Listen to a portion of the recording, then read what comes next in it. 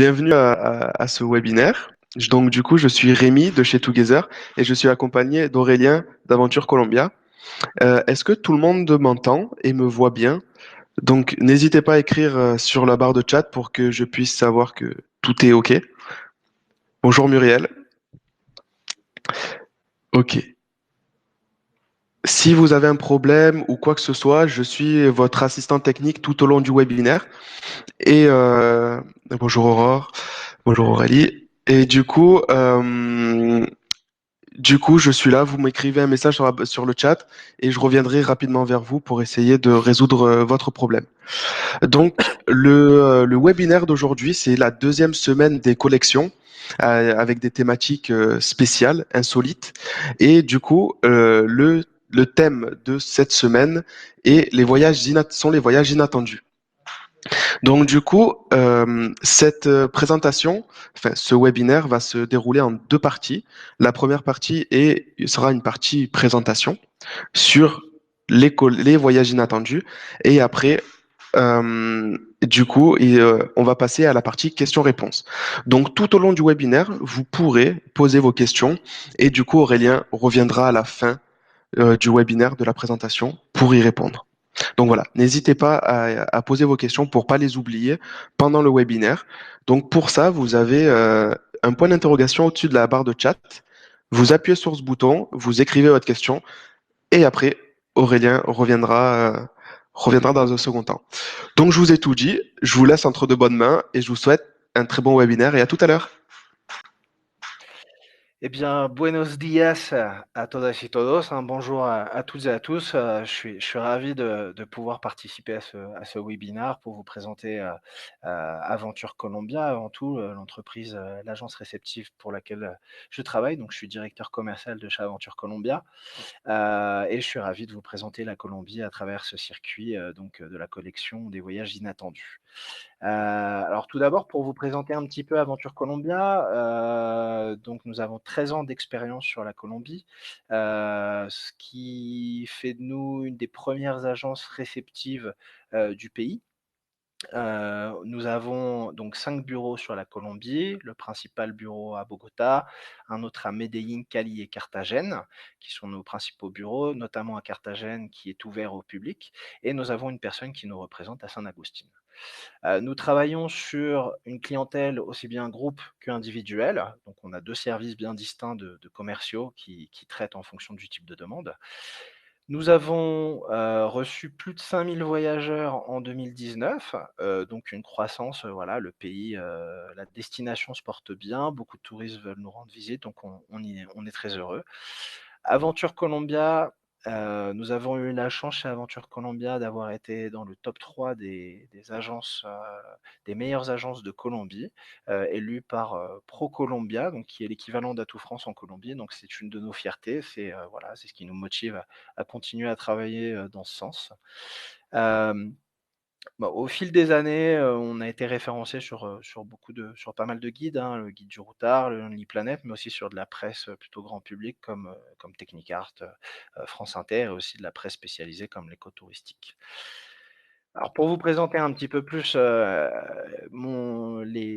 l'équipe d'Aventure Colombia, donc mes collègues avec qui je travaille au quotidien, donc c'est une équipe, passionnée et multiculturelle. On est tous passionnés par la Colombie, on y est tous arrivés, pas par hasard puisqu'on a toujours un côté affectif, voilà, de découvrir ce pays. On est à peu près 40 collaborateurs, 7 nationalités donc colombiennes, vénézuéliennes, français, allemands, britannique. Donc voilà, ce qui fait de nous une équipe très multiculturelle en capacité de répondre à tout type de demande en plus, donc ce qui est très pratique. On est tous répartis donc sur ces 5 agences que je vous ai présentées. La particularité d'Aventure Colombien, c'est qu'on a nos propres tour leaders qui sont exclusifs. On travaille avec 2 personnes en particulier qui vivent en Colombie depuis plusieurs années, qui sont français et donc voilà, qui travaillent exclusivement avec nous. Et nous avons également, dans l'équipe commerciale, certaines personnes qui ont la double casquette et qui sont tour leaders, ce qui permet d'accompagner nos groupes et nos clients. Donc Aventure Colombia, donc c'est un département commercial avec une vingtaine de vendeurs, un département logistique groupe et logistique individuelle qui sont bien dissociés, ils sont à peu près une dizaine au total, et un pôle communication. La Colombie et Aventure Colombia, nous sommes préparés à la réception des touristes, notamment au fur et à mesure, au fil des années, la destination s'est professionnalisée, hein, de plus en plus d'hôtels avec une gamme d'hébergements large, aussi bien pour les plus petits budgets comme des budgets qui souhaitent avoir du 5 étoiles, par exemple. Les transports, en termes de transport, donc voilà, la Colombie, c'est très facile de se transporter. Les routes sont en très bon état, mis à part hors des sentiers battus, on va faire de la piste en 4x4, et cetera. Et des compagnies nationales qui permettent de faire des liaisons quotidiennes aériennes et qui répondent aux standards de qualité des compagnies aériennes européennes, hein. C'est tout à fait la même chose. Les guides locaux sur la Colombie sont experts de leur destination, ils sont formés pour, le gouvernement appuie en ce sens pour former les guides, aussi bien pour qu'ils en termes de langue, hein, la plupart sont bilingues, voire trilingues, hein, anglais, français surtout, mais aussi experts, donc c'est des guides officiels qui sont formés, pour faire découvrir leur pays. Aventure Colombia, la particularité chez nous, on s'efforce au fil du temps d'ouvrir de nouvelles destinations. Le pays, toutes les destinations ne sont pas encore ouvertes, elles s'ouvrent au fur et à mesure de par l'accès, parce que voilà, c'est très hors des sentiers battus, et nous travaillons systématiquement pour ouvrir de nouvelles destinations, comme le Guaviare et le Casanare. Le Guaviare que je vais présenter un petit peu plus tard. La spécificité de la Colombie, donc pour les clients notamment français, pas besoin de visa pour faire un séjour en Colombie pour des séjours de moins de 90 jours, donc une grande facilité d'entrée. Et l'accès à la Colombie, donc on a des vols internationaux qui sont quotidiens, donc un vol Air France qui part de Paris jusqu'à Bogota tous les jours, mais également des vols par Iberia, par Air Europa, quotidiennement depuis Madrid, et également un vol quotidien depuis Francfort avec la Lufthansa, et sinon on peut également passer par les États-Unis. La philosophie d'Aventure Colombia, c'est avant tout, et ça nous tient à cœur, de faire un tourisme éthique et également solidaire. On contribue au développement, de l'économie du pays. On souhaite protéger également, le pays, au niveau environnemental, sur les traditions également, de protéger les communautés, de ne pas faire n'importe quoi, et on sélectionne les entreprises locales avec qui nous travaillons, au quotidien. Alors, quelques actions, que nous faisons, que nous valorisons même auprès de nos clients, puisque c'est très important. Donc, par exemple, nous travaillons avec une association qui s'appelle Envol Vert. Envol Vert, su le partenariat qu'on a avec eux, c'est-à-dire que chaque voyageur reçu, un voyageur est un arbre planté en Colombie. Donc ça, c'est un partenariat, environnemental très fort. Nous travaillons également, avec des associations, des acteurs locaux sur, le tourisme durable, également très engagés, contre le tourisme sexuel, l'exploitation illégale, également des ressources naturelles et culturelles. Par exemple, nous travaillons avec une association à Bogota, hem d'enfants en difficulté, de quartiers, en difficulté. On a, préparé un voyage avec eux, on a organisé un voyage, donc en tant qu'acteur du tourisme, voilà, c'est important pour nous. Et une des actions qui nous tient également à cœur, c'est au niveau du commerce équitable. Nous travaillons avec la communauté Wayuu, donc dans la Guajira, qui fabrique un sac spécifique, qui est typique de la région, et nous le revendons, aux clients qui le souhaitent à un juste prix et une juste rétribution pour la communauté. Alors, quelques informations générales sur la Colombie. Donc la Colombie, c'est une très grande superficie, c'est 1 142 millions de kilomètres carrés, ce qui représente à peu près 2 fois la France. Donc, on a un terrain de jeu, assez important, 50 millions d'habitants, la langue officielle et principale est l'espagnol avec, quelques, langues spécifiques à différentes communautés. La capitale est Bogota, c'est une région qui est 90 catholique. La monnaie est le pesos colombien, donc en conversion par rapport à un euro est à peu près équivalent à 3 700 pesos aujourd'hui et 500 pesos pardon pour le dollar. En termes de décalage horaire, on est à peu près sur 7 heures en été, 6 heures en hiver par rapport à la France. En termes de géographie, la grande particularité de la Colombie, c'est qu'on est ouvert sur 2 océans, hein, donc sur la partie caribéenne et la partie Pacifique, ce qui donne une grande force au pays en termes de destination et la cordillère des Andes qui traverse le pays du nord au sud. Les frontières sont avec le Panama, le Venezuela, le Brésil, le Pérou et l'Équateur. Et la Colombie possède quelques îles, de nombreux archipels, et les principales îles sont San Andrés Providencia sur la partie caribéenne, Malpelo et Gorgona sur la partie pacifique.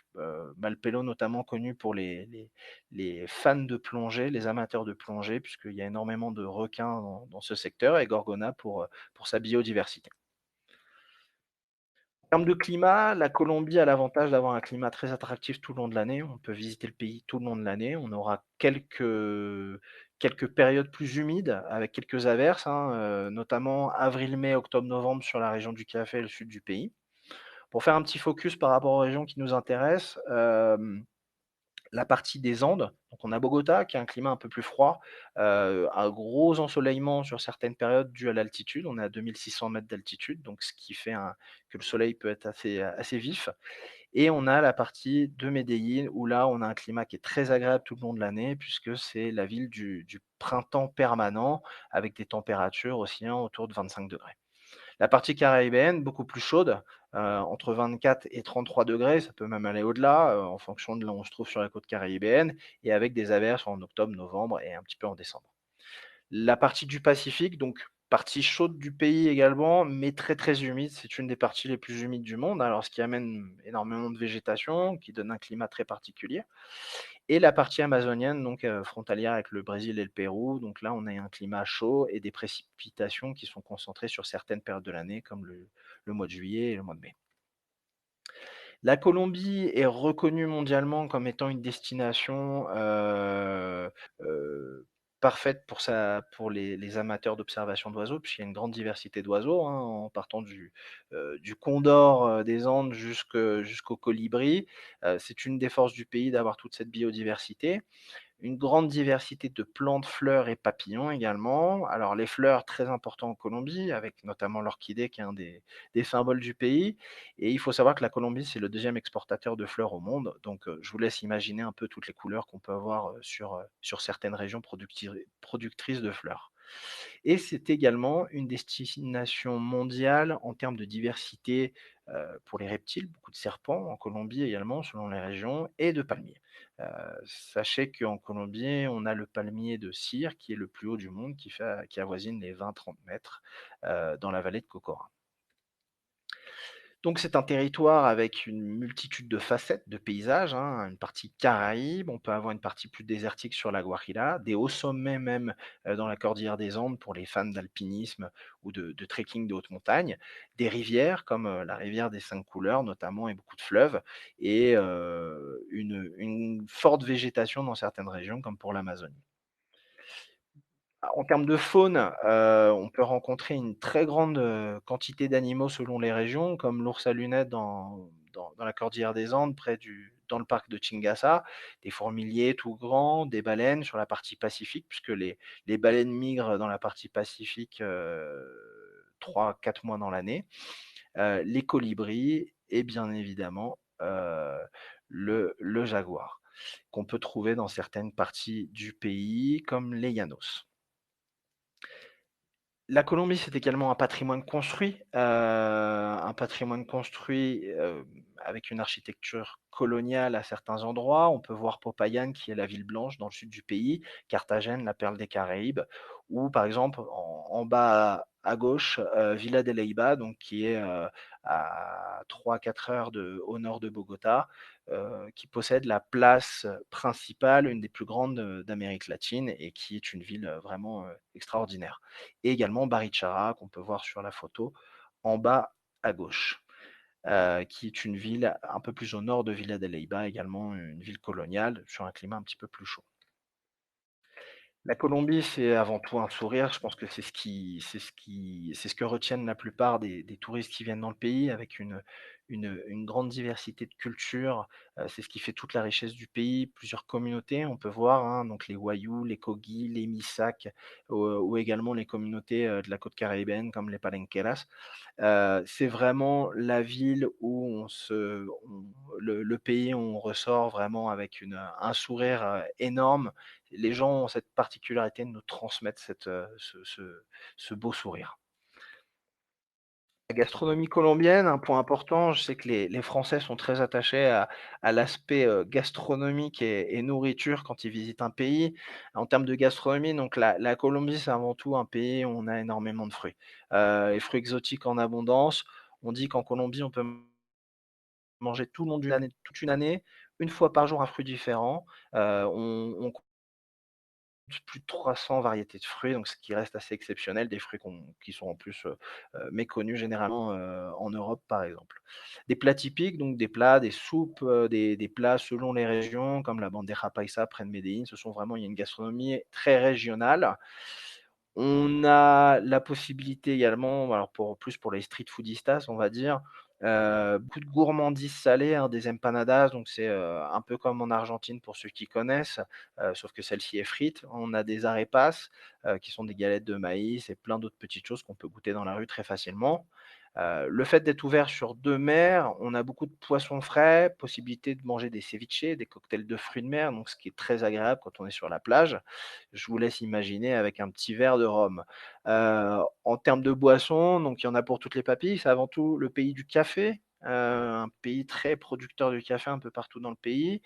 On peut boire des aguas de panela, donc c'est de la canne à sucre qui est transformée avec un process, avec de la cire qui fait un sucre très pur, donc on peut le boire avec de l'eau chaude. Des aromaticas qui est un petit peu comme de la panela mais plus fruité, des jus de fruits et pour les plus vaillants, donc l'aguardiente qui est, une liqueur, nationale et puis le rhum. Donc voilà pour la partie gastronomique. Je vais vous présenter un petit peu plus rapidement la partie, région par région d'une certaine façon. Donc la partie andine qui part du nord au sud avec différentes villes majeures, hein, des sites touristiques très importants. Donc notamment un des plus connus, c'est la vallée de Cocora, qui est un peu un immanquable du pays dans la région du café. Donc c'est la photo que vous trouvez, heu, en haut à gauche ici. Beaucoup de street art sur la partie des grandes villes, notamment à Medellín et Bogota, donc aussi bien hors des sentiers battus comme de l'urbain, il y a beaucoup de choses à visiter. Beaucoup d'observations d'oiseaux, possibles comme je vous l'expliquais, les communautés andines, notamment comme les Misak et la culture du café qui est très, spécifique à cette région. Les Caraïbes, donc on va partir de la frontière avec le Venezuela, donc là on peut voir avec la Guajira, la région de la Guajira, jusqu'à la frontière avec le Panama. Donc une région beaucoup plus chaude, hein, le parc Tayrona fait partie des symboles, de cette région avec ses longues plages et cette forêt, très luxuriante. Les îles et dans la Sierra Nevada, donc la Sierra Nevada qui est la partie montagneuse des Caraïbes, près de Santa Marta, on va avoir la particularité d'être sur des hauts sommets en étant très proche de la mer, donc ce qui fait des paysages assez particuliers, et magnifiques avant tout. Hem Et donc beaucoup de communautés indiennes vivent dans les montagnes et je vous invite à venir pour découvrir toutes ces communautés et ces cultures.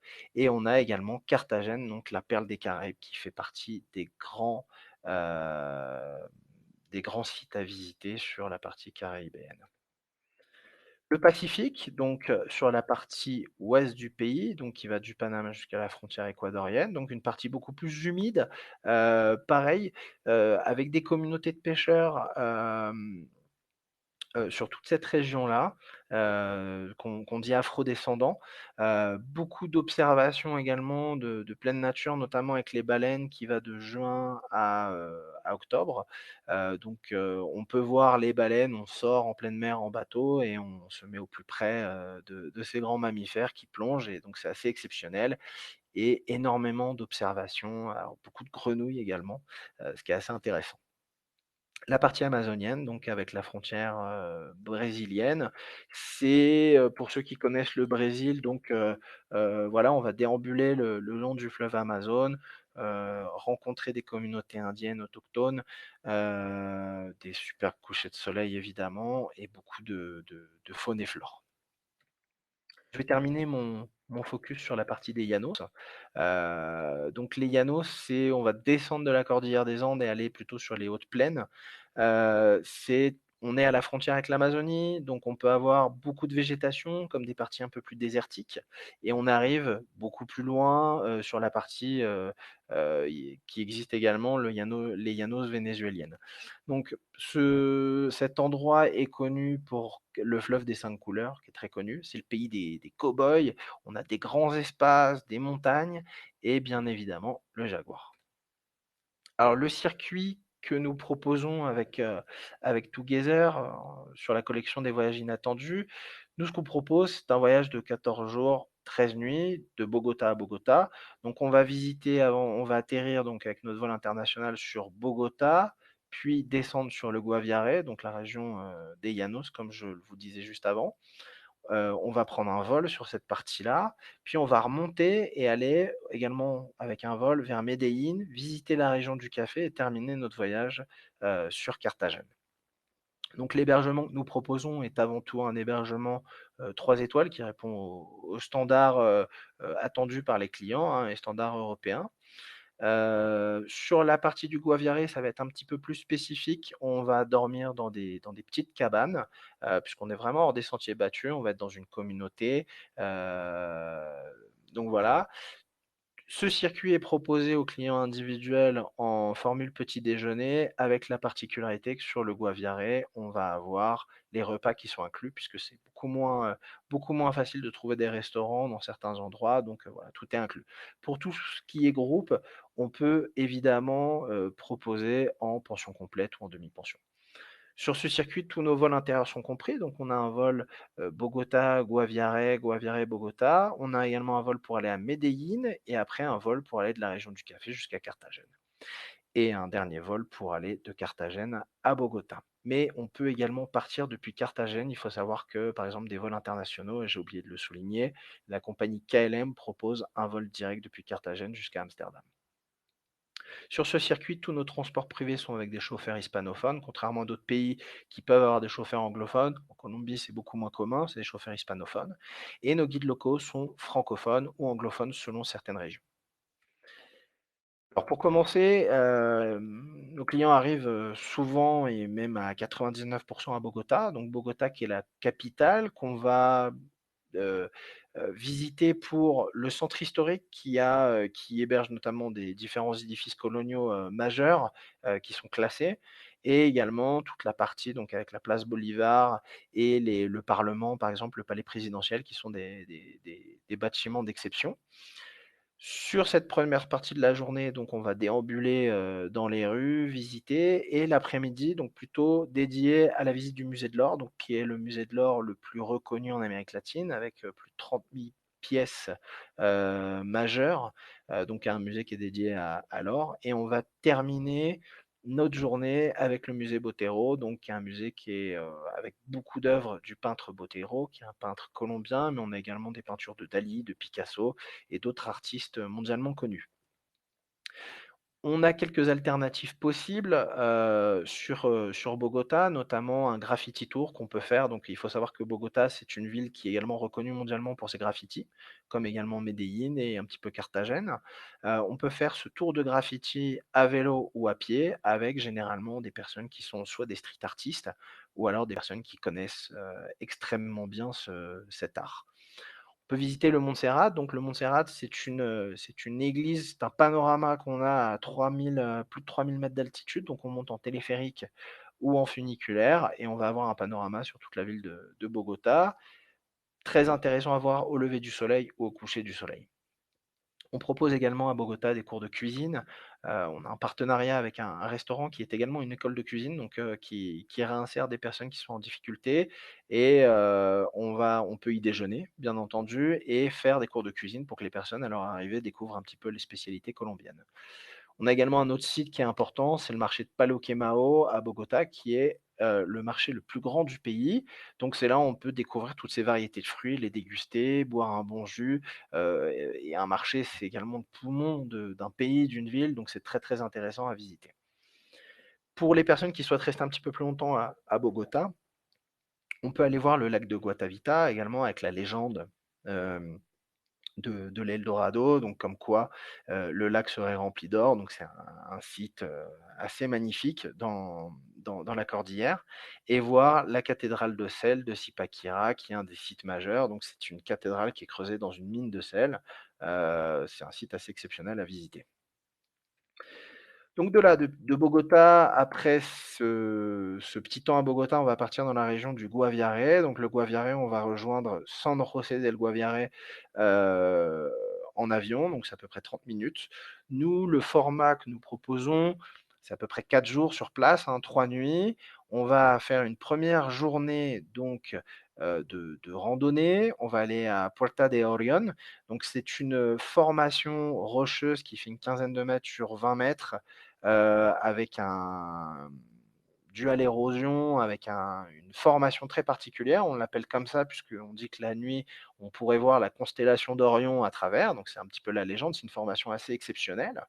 Dans cette journée, donc on va continuer, donc voilà, on fait pas mal de rando. On va aller jusqu'à la grotte de la Nevera, Nevera qui signifie le frigidaire.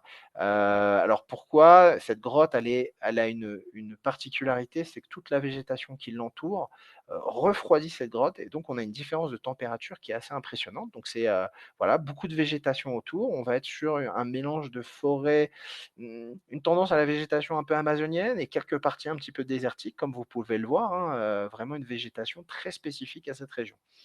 On va ensuite aller au fleuve coloré, qu'on appelle Caño Sabana. On connaît souvent Caño Cristal, le fleuve des 5 couleurs, la rivière des 5 couleurs.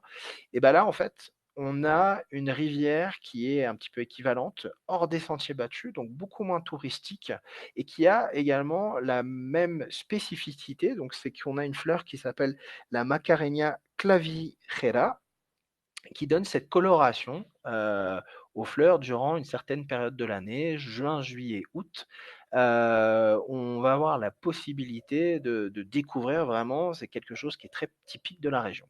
Et donc sur cette fin de journée, on va aller terminer, pour ceux qui le souhaitent bien évidemment, nager dans des cascades, et vraiment on est coupé du monde, on est en dehors, on est vraiment dans un endroit où vous êtes, voilà, seul au monde, des aventuriers.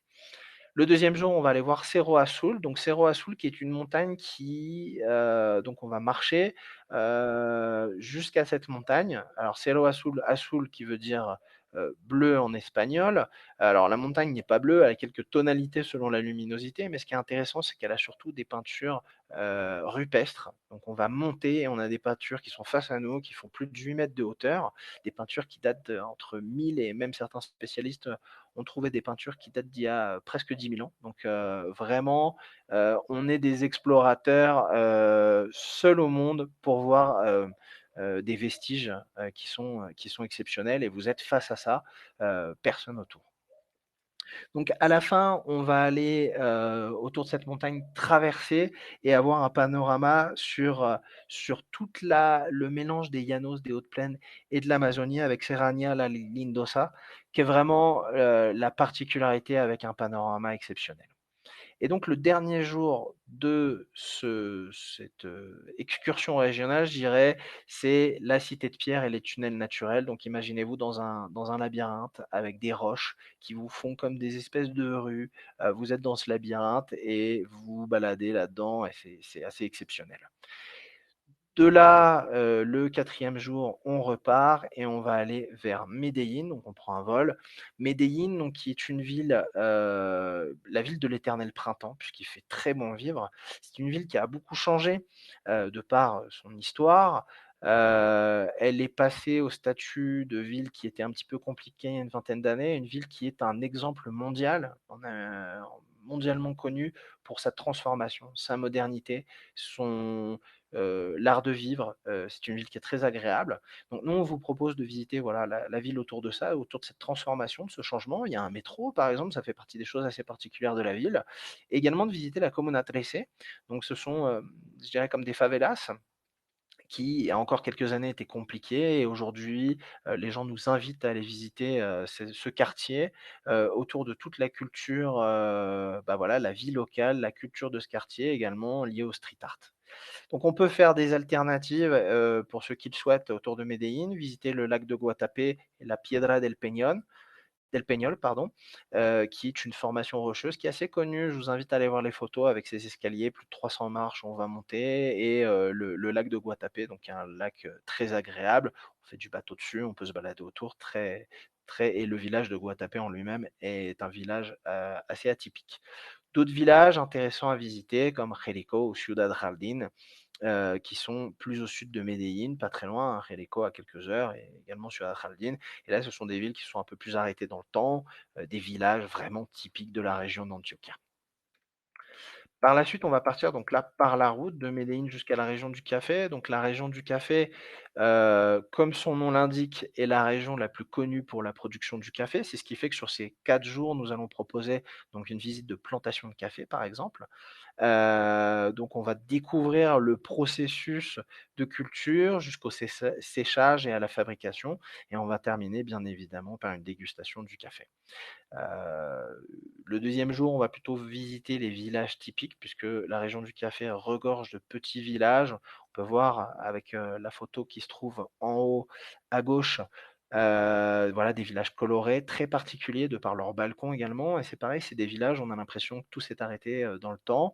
On voit les gens qui y vivent, beaucoup de terrasses pour boire des cafés, les Jeep Willys qui sont utilisés beaucoup par les fermiers pour se transporter. Donc les Jeep Willys, c'est les jeeps qui datent de la Seconde Guerre mondiale, qu'ils ont réhabilités, qu'ils utilisent, pour se transporter puisque parfois les routes, voilà, pour rejoindre les fermes de café sont parfois un petit peu difficiles d'accès.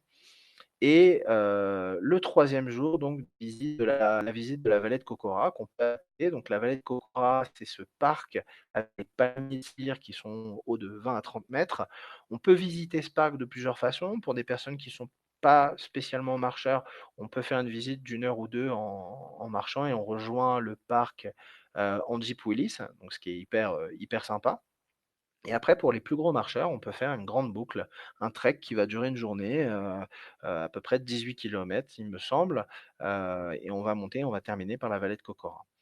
Les alternatives possibles sur cette région, alors c'est une région qui en plus qui s'adapte très bien pour les personnes qui veulent faire des activités de pleine nature, hein, beaucoup de VTT, tyroliennes ou le Balsaré par exemple, qui est la descente, d'une rivière sur un radeau. Donc ça, c'est super en plus, quand on a des enfants, quand on veut, faire des choses un petit peu plus sportives aussi, puisque beaucoup de vélos, de VTT et cetera.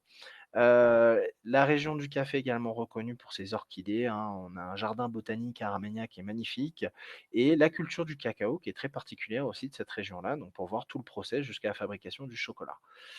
On peut, pour les personnes qui souhaitent faire de l'alpinisme et de la plus grande randonnée, visiter le Parque de los Nevados, donc qui est une partie montagneuse, on peut faire de l'alpinisme également.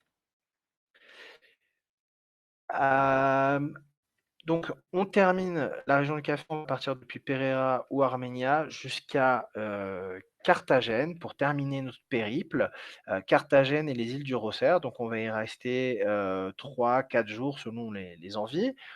Première journée, donc on y arrive, on va visiter La Boquilla, donc qui est un village aux alentours de Carthagène, un village de pêcheurs afro-caribéens, pardon. On va aller en canoë visiter la mangrove, terminer avec le coucher du soleil, voir les oiseaux et puis, éventuellement terminer par un petit mojito, ce qui est toujours très agréable en fin de journée en bord de mer. 2e jour, donc visiter Carthagène. Donc là, on va faire ce qu'on appelle un walking tour, visiter puisque Carthagène, c'est la perle des Caraïbes qui a un musée à ciel ouvert. De par son architecture, on est émerveillé. Voilà, on se laisse bercer, au fil des rues, pour découvrir cette ville magnifique. Et le dernier jour, donc une excursion pour terminer sur une note, disons, un petit peu plus, balnéaire. On va partir sur les îles du Rossère, l'archipel des îles du Rossère. Donc on va faire une journée, on part tôt le matin, on va repartir de l'archipel en fin de journée. Donc là, vous serez, voilà, sur des plages de sable blanc, l'eau transparente et voilà, c'est très bien pour terminer sur une petite tonalité, détente, en fin de voyage. Donc les alternatives possibles, Carthagène pareil, hein, c'est une liste, qu'on peut également plus élargir, mais on va dire que les principales, donc ce serait de voir la forteresse de San Felipe, qui est une forteresse qui servait à protéger la ville contre les attaques, des Britanniques, mais également de la piraterie. Donc c'est un site historique très intéressant à visiter et souvent on va le coupler avec, le couvent de la Popa, donc qui est un couvent, un peu plus dans les hauteurs qui nous permet d'avoir un panorama sur tout Carthagène, ce qui nous donne, une autre perspective sur la ville puisqu'on a tendance à rester plus en centre historique et on peut ajouter la visite de Retsemani qui est un quartier juste à côté, un quartier voisin du centre, fortifié de Carthagène, un quartier un peu plus populaire, très intéressant à visiter, par la culture plus populaire, la culture du street art, également le street food, à Carthagène. Donc voilà. Voilà pour cette présentation. Je vous invite à rendre visite à notre site internet Aventure Colombia. Donc comme je vous disais, on a des bureaux, un petit peu partout dans le pays, notamment notre bureau principal, notre maison mère qui est à Bogota, là où je me situe. Vous pouvez me joindre, par téléphone et également par email à aurélien@aventurecolombia.com. Donc nous sommes sur Facebook, Instagram et nous avons également une chaîne YouTube que je vous invite à consulter.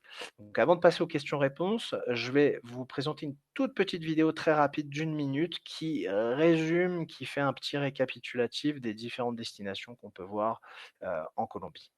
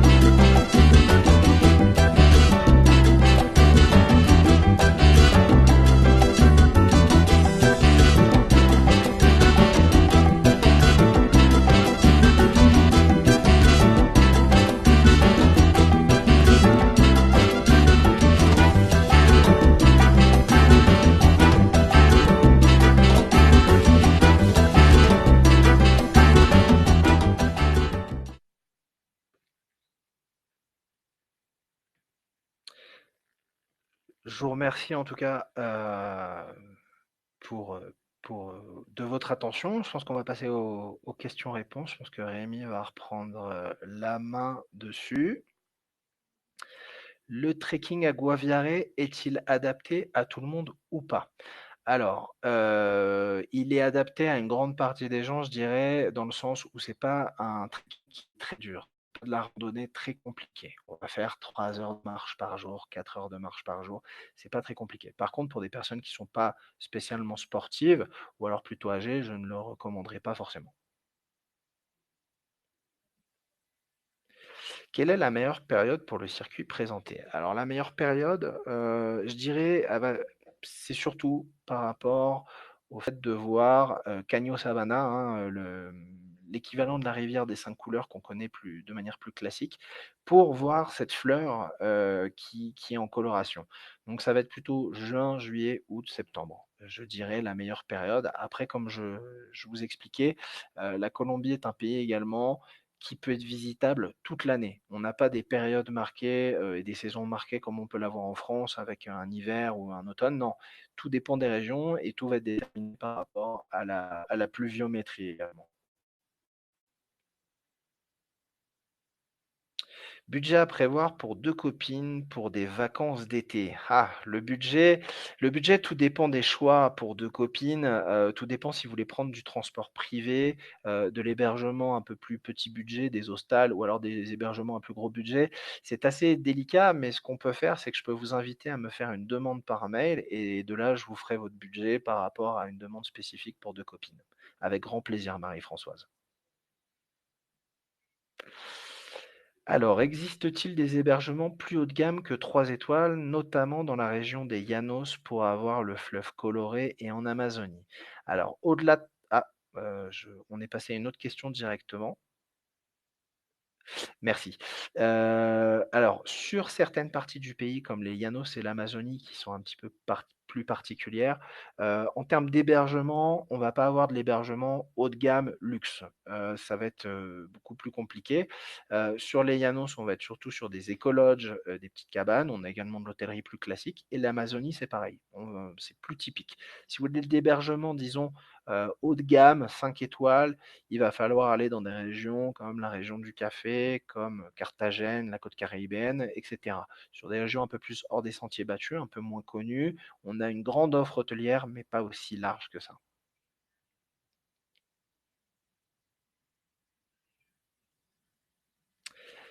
Trek rando et découverte pour 2 professeurs. Eh ben, écoutez Marie-Françoise, alors je comprends pas tout à fait la question, mais je peux vous inviter à me faire la demande tout simplement.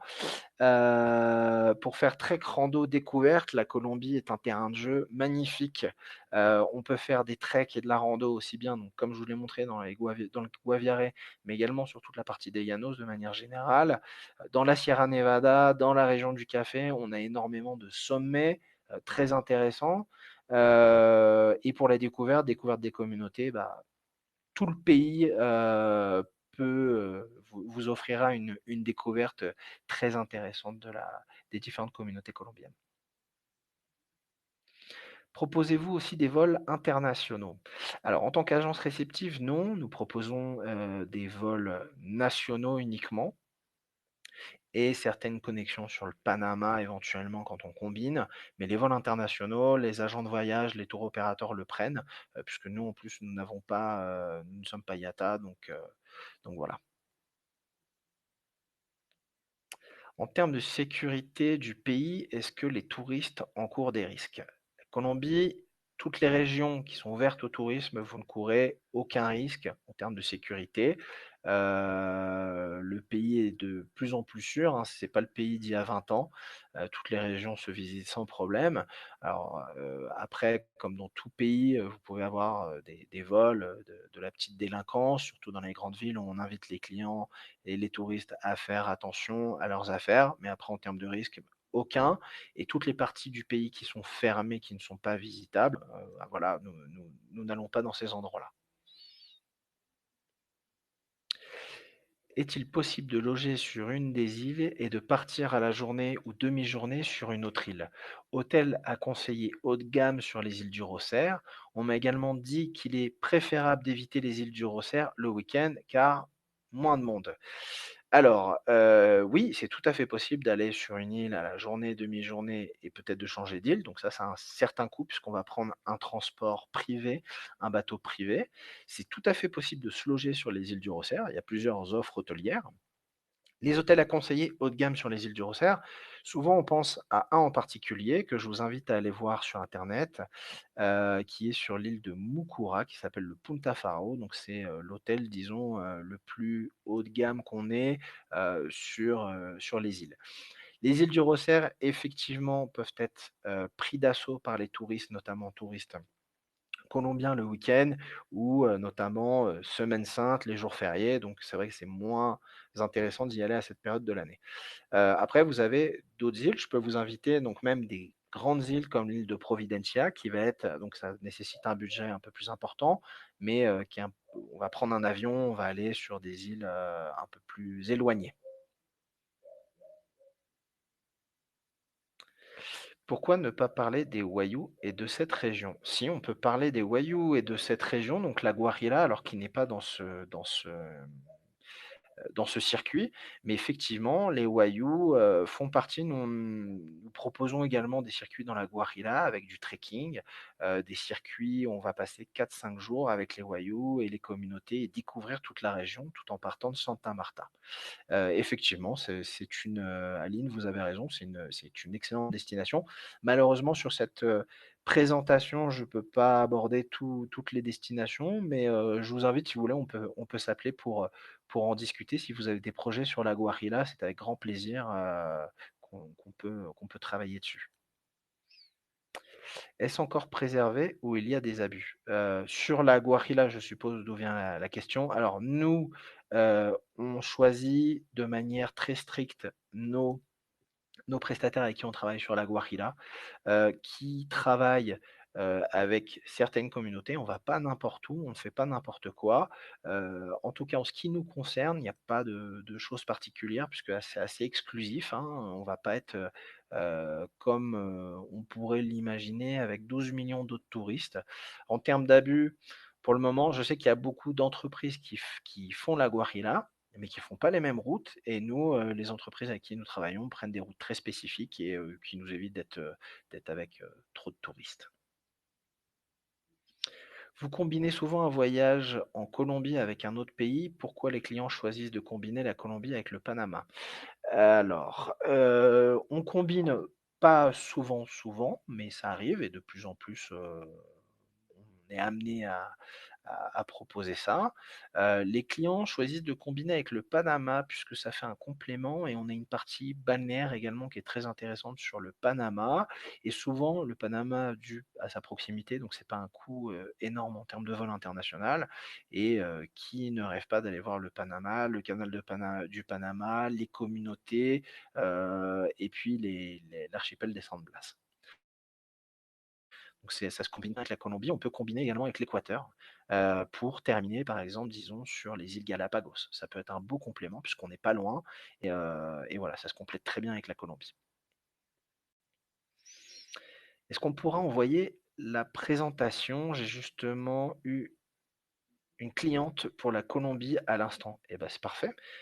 Joanne, Johan, je pense que Together va mettre à la disposition la présentation. Je peux également vous inviter à ce qu'on s'appelle pour que vous m'en disiez plus ou me contacter par mail si vous avez une demande.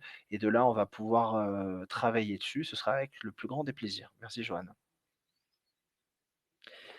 Quelle différence entre San Andrés Providencia et l'archipel des Rosaires, hormis le fait que ce soit plus éloigné et plus cher?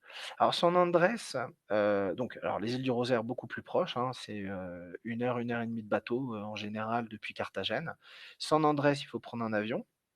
Alors San Andrés, c'est beaucoup plus touristique, hein. Là, vous êtes beaucoup plus sur une île type, disons que c'est un petit Cancun, hein, d'une certaine façon. Et Providencia, donc il faut prendre un autre vol, un peu moins d'1 heure, 30 minutes même, un petit vol et là vous allez être sur une île, beaucoup plus, déjà beaucoup moins touristique, beaucoup plus naturelle, hein, beaucoup moins d'hôtels, beaucoup moins bétonné, on va dire d'une certaine façon et vous êtes vraiment là dans les Caraïbes, hein. Là on est en plein dedans. Et c'est beaucoup plus cher, par contre, Providencia, bien évidemment, puisque ça implique de prendre plusieurs vols et l'offre hôtelière est un peu moins importante que San Andrés. San Andrés, on a beaucoup de resorts et de gros hôtels, de grosses structures. Je recommande moins San Andrés. Est-ce que vous pouvez proposer une immersion dans les Llanos pour observer la faune sur 4 jours, par exemple? Tout à fait, tout à fait. Louisa, je vous invite, si vous voulez, à ce qu'on s'appelle pour déterminer un petit peu, parce que les Llanos, c'est une grande région, donc soit aller plus sur le Guaviare comme sur la présentation, on peut aller de l'autre côté, dans les Llanos, 4 jours vers Hato La Aurora, donc ça, je pourrais en parler un peu plus en détail avec vous. Là, on va être plutôt sur de l'observation des oiseaux, les crocodiles, les anacondas, le jaguar si on a beaucoup de chance. Et là, c'est tout à fait autre chose et là, on va être vraiment dans le pays des cow-boys, on va faire du cheval, c'est vraiment très, très intéressant. On va partir là au nord, de du Guaviare, disons, on va partir, on va prendre un vol jusqu'à Yopal et de là, on va faire du 4x4. Donc je vous invite à me contacter directement et on peut regarder ça ensemble. Et les ours, peut-on les voir facilement ou il faut avoir beaucoup de chance? Alors, j'ai pas eu personnellement la chance, Diane, de voir les ours. Par contre, plusieurs de mes collègues ont vu l'ours à lunettes dans le parc de Chingaza, donc qui est pas très loin de Bogota, et vous pouvez le voir assez facilement. Généralement, on va partir en excursion pendant 2 jours dans les montagnes, à la recherche de l'ours à lunettes, et on va dormir, soit dans des refuges, soit dans des petits lodges, à proximité du parc. Mais, c'est tout à fait faisable, c'est pas une légende. Est-ce que vous conseillez Barranquilla? Bah, je conseille tout le pays. Après, Barranquilla n'est pas une ville, disons qu'on propose parce qu'il y a pas d'atout majeur, mis à part le carnaval qui a lieu au mois de février, le carnaval de Barranquilla qui est le deuxième carnaval le plus gros du monde. En dehors de cette période, Barranquilla, c'est une grande ville, pas spécialement de patrimoine construit très intéressant. Après, c'est toujours intéressant d'aller dans des villes comme ça aussi parce qu'on a une culture très particulière. Barranquilla a une culture propre, c'est, voilà, un art de vivre très spécifique, mais c'est pas une étape nécessaire, je dirais.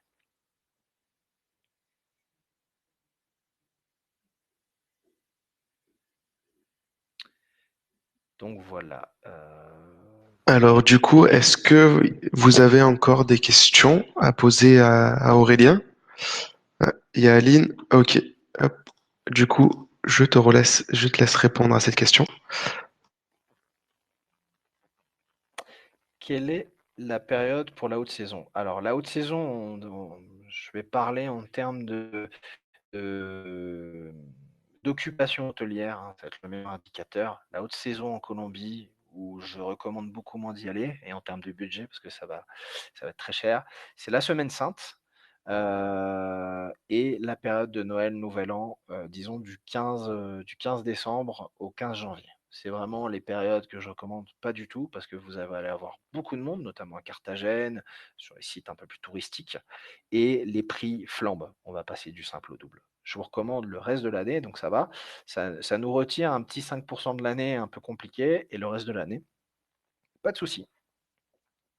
Merci Louisa. Est-ce que vous amenez les clients à Playa Blanca et Isla Grande? Alors, à Playa Blanca, non. Non, non, non, parce que c'est pas un endroit très intéressant, beaucoup trop de monde. euh, L'écosystème même de Playa Blanca est en péril, on exclut. Isla Grande, oui, puisque ça fait partie des îles du Rosaire, on amène faire les pasadillas dans certains hôtels qu'on sélectionne, qui proposent à la journée. Donc justement, on invite les clients, on part le matin au bateau, on va passer la journée sur les belles plages, et on y reste et on repart à 15 heures. Et on peut y dormir, bien évidemment, selon les budgets et les envies.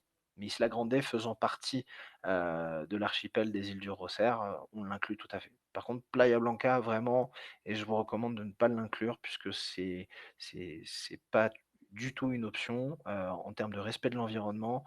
Il y a beaucoup trop de touristes et les gens ils font pas mal de mauvaises choses. Donc non, je recommande pas. C'est là-bas que vous allez voir mangrove. Non, alors la mangrove, sur ce circuit, on va aller la voir du côté de la Bouquilla. Donc il faut sortir de Carthagène, c'est un village qui est le long de la mer, donc on va sortir sur la partie est de la ville, on va longer et c'est de cette partie-là, donc c'est un village de pêcheurs, une ville de pêcheurs, et donc on va aller voir la mangrove sur cette partie-là.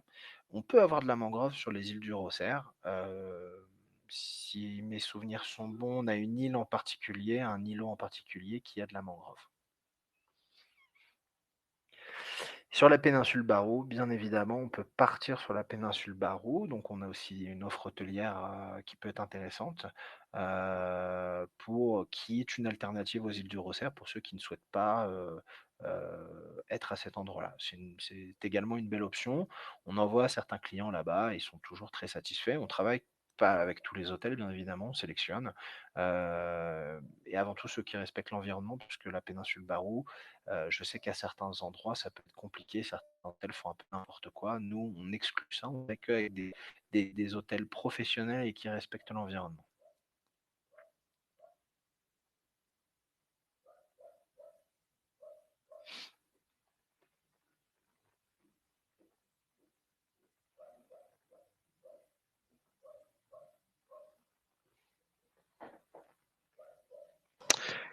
Donc du coup, là, je pense qu'il n'y a plus de questions. Laure est en train d'écrire. Du coup, ben, alors, je tiens à vous remercier d'avoir pris sur votre temps de travail Merci à vous. Un pour grand merci. pour ce webinaire. Merci à Aurélien d'avoir fait cette belle présentation. Du Avec coup, grand je vais plaisir. remettre hop, ses coordonnées. Donc, n'hésitez pas à lui envoyer un mail pour tout renseignement ou pour à lui téléphoner. Et sinon, vous pouvez le retrouver sur la plateforme Together. Donc, je le rappelle, Together est une plateforme de mise en relation entre les agences de voyage et les réceptifs, qui est totalement gratuite pour vous, les agences de voyage. Et donc, du coup, voilà, n'hésitez pas à aller le voir et à prendre ses contacts sur cette plateforme. Ou, euh, ou voilà. Encore une fois, je vous remercie et je vous dis à très bientôt et je vous souhaite une très très bonne journée. Merci, au Un revoir. grand merci à vous. À très bientôt. Au revoir.